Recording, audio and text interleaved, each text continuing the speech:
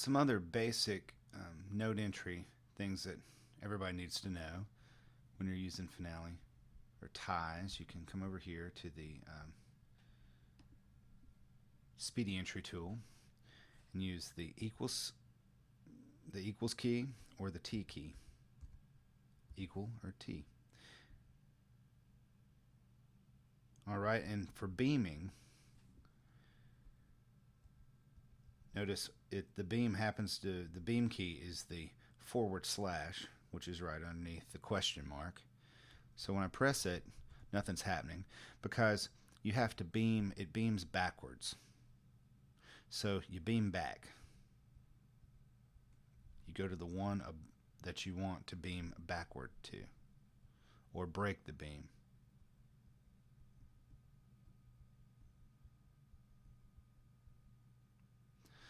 Another thing, if I wanted to make a grace note, it's the semicolon rather. Sorry, semicolon. And notice when I press it once, it's not flagged. I press it again, it's flagged.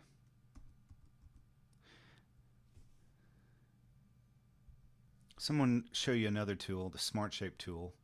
If I click on it, you should see the Smart Shape palette. If for some chance you don't, which we don't here, you go to Window and come down, make sure the Smart Shape palette is selected, and it shows up.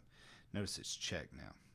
You can always just check. If it's checked and it's not showing up, then it might be on another space, but it's here. It's checked and it's showing up. So if I want to add a slur, come over to the slur tool. You can hover and see whatever tool you're trying to use, but click on that. I'm just going to drag it over, and notice it flipped on me. Well, the way I can, if I wanted the slur to go under as opposed to over, I can come grab the box. You might not have seen the box. The box is down here, and that pulls everybody, and the little diamonds allow you to actually change the shape. I can kind of move it down and pull it up. And if for some reason you click off of it, the box, all you have to do is click on the box, and there it is. All your little diamond formatting nodes start showing up. So anyway, we can come up here. If I've for some reason I'm not even on the Smart Shape palette anymore. If I have the selection tool on and I just double click it, then it automatically picks the Smart Shape tool and gives me back my diamonds.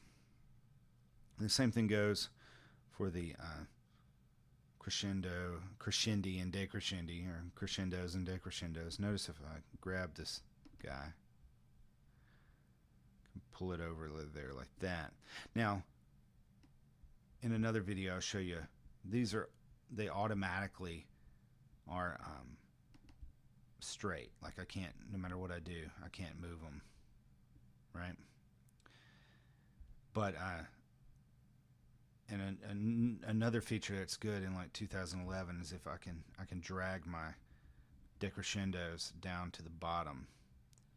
On older versions of Finale, there was a trick you had to use, but we don't even need to know that trick. But you could do it with a different view.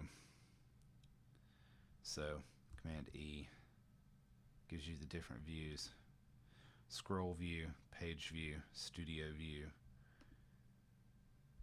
I tend to stay in page view most of the time when I'm making a score, but that's just me.